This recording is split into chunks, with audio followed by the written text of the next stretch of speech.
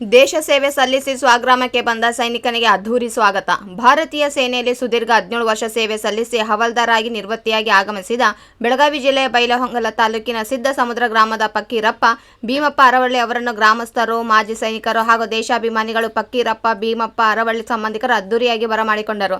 ಬೆಳವಡಿ ಗ್ರಾಮದ ಆರಾಧ್ಯ ದೇವರಾದ ವೀರಭದ್ರ ದೇವರ ದರ್ಶನ ಪಡೆದು ವೀರರಾಣಿ ಮಲ್ಲಮ್ಮ ಮತ್ತು ಕ್ರಾಂತಿವೀರ ಸಂಗೊಳ್ಳಿ ರಾಯಣ್ಣ ಪುತ್ಥಳಿಗೆ ಮಾಲಾರ್ಪಣೆ ಮಾಡಿ ಹೂವಲ್ಲಿ ಶೃಂಗಾರಗೊಂಡ ತೆರೆದ ವಾಹನದಲ್ಲಿ ಫಕ್ಕೀರಪ್ಪ ಅವರನ್ನು ಮೆರವಣಿಗೆ ಮೂಲಕ ಸಿದ್ದಸಮುದ್ರ ಗ್ರಾಮಕ್ಕೆ ಕರೆದುಕೊಂಡು ಬರಲಾಯಿತು.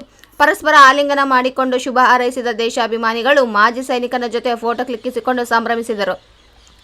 ಗ್ರಾಮದ ಸಿದ್ದೇಶ್ವರ ದೇವಸ್ಥಾನದಿಂದ ಆರಂಭವಾದ ಮೆರವಣಿಗೆ ಗ್ರಾಮದ ಪ್ರಮುಖ ಬೀದಿಗಳಲ್ಲಿ ಸಂಚರಿಸಿತು. ತೆರೆದ ವಾಹನದಲ್ಲಿ ಸಾಗಿದ ಫಕ್ಕೀರಪ್ಪ ಅವರು ಸೆಲ್ಯೂಟ್ ಹೊಡೆಯುವ ಮೂಲಕ ದೇಶಾಭಿಮಾನಿಗಳ ಪ್ರೀತಿಗೆ ಧನ್ಯವಾದ ಅರ್ಪಿಸಿದರು. ಗ್ರಾಮದ ಸರ್ಕಾರಿ ಹಿರಿಯ ಪ್ರಾಥಮಿಕ ಗಂಡು ಮಕ್ಕಳ ಶಾಲೆಯಲ್ಲಿ ಹಮ್ಮಿಕೊಂಡಿದ್ದ ಮಹಾತ್ಮ ಗಾಂಧಿ ಮತ್ತು ಲಾಲ್ ಬಹದ್ದೂರ್ ಶಾಸ್ತ್ರಿ ಅವರ ಜನ್ಮದಿನವಾದ ಇಂದು ಮಹನೀಯರಿಗೆ ಪೂಜೆ ಸಲ್ಲಿಸಿದ ನಂತರ ಮಾಜಿ ಸೈನಿಕರಿಗೆ, ಶಿಕ್ಷಕರಿಗೆ ಮತ್ತು ಹಲವಾರು ಕ್ಷೇತ್ರದಲ್ಲಿ ಸಾಧನೆ ಮಾಡಿದ ಸಾಧಕರಿಗೆ ಸನ್ಮಾನ ಮಾಡಲಾಯಿತು. ಸನ್ಮಾನ ಸ್ವೀಕರಿಸಿ ಮಾತನಾಡಿದ ಫಕ್ಕೀರಪ್ಪ, ಸೇನೆಯಲ್ಲಿ 17 ವರ್ಷ ಸೇವೆ ಸಲ್ಲಿಸಿ ಅಕ್ಟೋಬರ್ 2ರಂದು ನಿವೃತ್ತಿಯಾಗಿದ್ದೇನೆ. ಇವತ್ತು ಸ್ವಗ್ರಾಮಕ್ಕೆ ಬಂದಿದ್ದು ಜನರ ಪ್ರೀತಿಗೆ ಆಭಾರಿಯಾಗಿದ್ದೇನೆ. ಅಲ್ಲದೆ ದೇಶದ ಯುವಕರು ಹೆಚ್ಚು ಸೇನೆಯತ್ತ ಆಕರ್ಷಿತರಾಗಬೇಕು, ಸೈನ್ಯಕ್ಕೆ ಸೇರಿ ಭಾರತಾಂಬೆಯ ಸೇವೆ ಮಾಡಬೇಕು.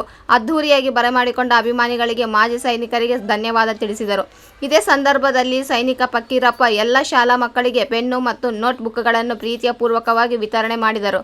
ಈ ಸಂದರ್ಭದಲ್ಲಿ ಮಲ್ಲಯ್ಯ ಹಿರೇಮಠ್, ಗ್ರಾಮ ಪಂಚಾಯತ್ ಅಧ್ಯಕ್ಷ ಕಾಂತಯ್ಯ ಕಾರಿಮನಿ, ಶಾಲೆಯ ಮುಖ್ಯೋಪಾಧ್ಯಾಯರಾದ ಎಸ್.ವಿ. ಹಣಬರಟ್ಟಿ, ಶಿಕ್ಷಕರಾದ ಎಸ್.ಟಿ. ತಿರಕಣ್ಣನವರ, ಸಿದ್ದಣ್ಣ ನಂದಿಹಳ್ಳಿ, ವಿಠ್ಠಲ್ ಭಾಗನ್ನವರ, ಸಂಗಪ್ಪ ಧೂಮಪಾದಾಳ, ಮಂಜುನಾಥ್ ಕರಿಕಟ್ಟಿ, ಸಿದ್ದಪ್ಪ ಕಂಬಾರ, ಪ್ರಾಚಾರ್ಯರಾದ ಉಪ್ಪಿನ ಸರ್, ದೈಹಿಕ ಶಿಕ್ಷಕರಾದ ಶಂಕರ ಕರಿಕಟ್ಟಿ, ಗ್ರಾಮಸ್ಥರು, ಯುವಕರು, ಫಕ್ಕೀರಪ್ಪ ಅವರ ಕುಟುಂಬಸ್ಥರು, ಶಾಲಾ ಶಿಕ್ಷಕಿಯರು ಮತ್ತು ಶಾಲಾ ಮಕ್ಕಳು ಉಪಸ್ಥಿತರಿದ್ದರು.